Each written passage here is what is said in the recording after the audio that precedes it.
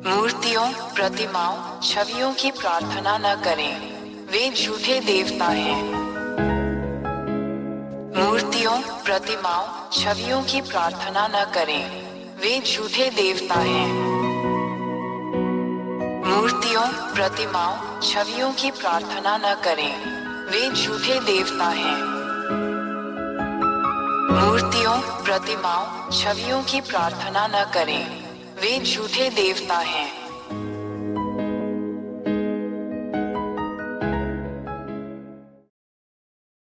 एक महान ईश्वर याहवा ने स्वर्ग के स्वर्ग में कई दिव्य प्राणियों का निर्माण किया।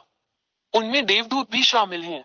दो ऐसे स्वर्गदूतों के समूह हैं जिन्होंने महान ईश्वर याहवा के विरुद्ध विद्रोह किया। तीन जैसे ही महान ईश्वर ने ये देखा, उसने उन्हें याहवा द्वारा बनाए गए स्वर्ग से बाहर भेजने का निर्णय लिया। चार प्रभु यहोवा ने विद्रोही दूतों को यहाँ तुम्हारे सिरों पर, जिसे मनुष्य स्वर्ग कहते हैं, फेंक दिया है।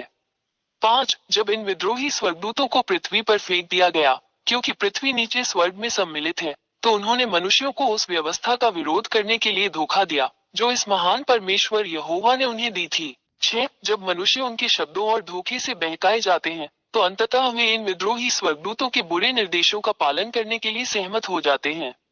सात उसके बाद अब तक मनुष्य पापी बन गए। आठ यह मनुष्यों के विरुद्ध इन विद्रोही स्वर्गदूतों के धोखे का परिणाम है। मनुष्य अत्यंत पापी हो गए हैं। नौ जब महान ईश्वर ने देखा कि मनुष्य कानून के विरुद्ध काम कर रहे हैं, तब ईश्वर याहवा ने स्वयं को मनुष्यों से अलग कर लिया और उन्होंने मनुष्यों को आज तक बिना किसी संरक्षक के अकेला छोड़ दिया। 10 यही कारण है कि आज तक मनुष्य अभी भी एक दूसरे को नुकसान पहुंचाते हैं और दुर्व्यवहार करते हैं। इंसानों को इस तरह देखना बहुत दुर्भाग्यपूर्ण है, लेकिन इंसान कुछ नहीं कर पाता। 11 जब विद्रोही स्वर्गदूतों ने ये देखा, तो उन्होंने स्थिति का लाभ उठाया और महान तथा सच्चे ईश्वर याह के स्थान पर स्वयं को ईश्वर घोषित कर दिया।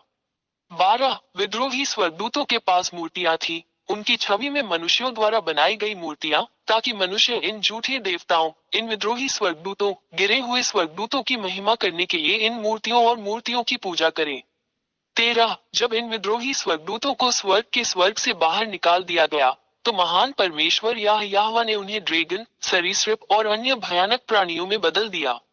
14 यही कारण है कि मनुष्य, जो अब अपने सच्चे निर्माता ईश्वर याह को नहीं जानते, सांप, अजगर, सरीसृप और अन्य भयानक प्राणियों की मूर्तियां बनाते हैं और इन सभी के सामने झुककर प्रार्थना करते हैं, जबकि वे विद्रोही देवदूत हैं जिनकी वे पूजा करते हैं।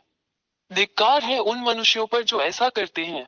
15 ये गिरे हुए स्वर्गदूत जिनसे मनुष्य मूर्तियों, प्रतिमाओं, छवियों के माध्यम से प्रार्थना करते हैं, उन्हें हम राक्षस या शैतान कहते हैं।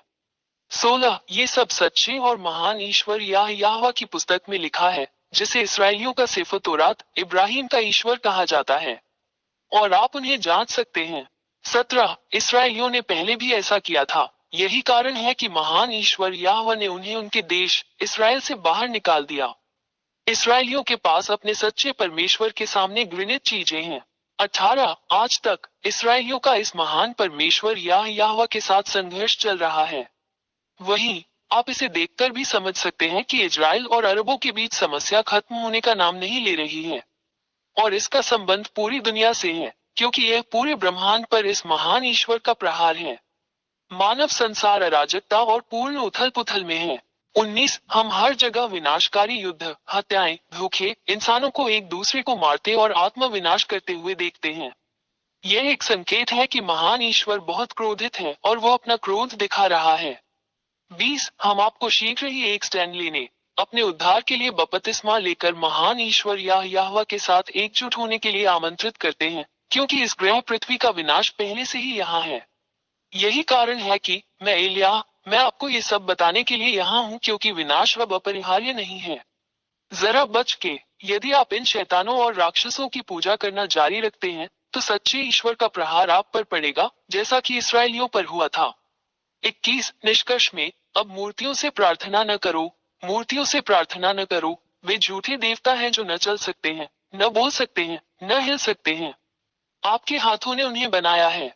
तुम उन वस्तुओं के लिए प्रार्थना क्यों करते हो जो तुम्हारे हाथों से बनाई गई है? तुम्हें धोखा दिया गया, इसे अब और स्वीकार न करें। अपने निर्माता परमेश्वर, महान परमेश्वर या यहोवा के पास जाओ। 22 जिस महान ईश्वर से हमें प्रार्थना करनी चाहिए वो वही है जो आपकी दुनिया और ब्रह्मांड के बारे में सब कुछ निर्देशित करता है। वो सृष्टिकर्ता है जो जीवित कर सकता है, मर सकता है, बचा सकता है और नष्ट भी कर सकता है। उसका नाम यहोवा है। 23 अंततः मैंने तुम्हें सच बता दिया। समझे कि यह आपकी आत्मा और आत्मा के लिए मुक्ति है। अपनी आत्मा को बचाकर बपतिस्मा लेकर यहोवा के पास जाओ और वो तुम्हारा हाथ पकड़कर तुम्हें बचाएगा। इस अवसर को दोबारा न चूके। यही तुम्हारा उद्धार है। अब और संकोच न करें, अपनी आत्मा बचाएं।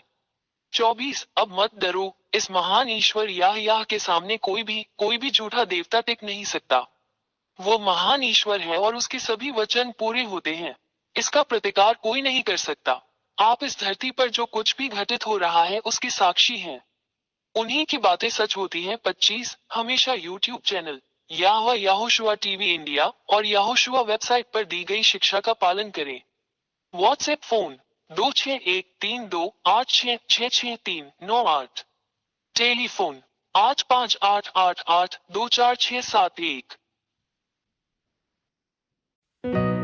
मूर्तियों, प्रतिमाओं, छवियों की प्रार्थना न करें, वे झूठे देवता हैं। मूर्तियों, प्रतिमाओं, छवियों की प्रार्थना न करें, वे झूठे देवता हैं। मूर्तियों, प्रतिमाओं, छवियों की प्रार्थना न करें, वे झूठे देवता हैं। मूर्तियों, प्रतिमाओं, छवियों की प्रार्थना न करें, वे झूठे देवता हैं।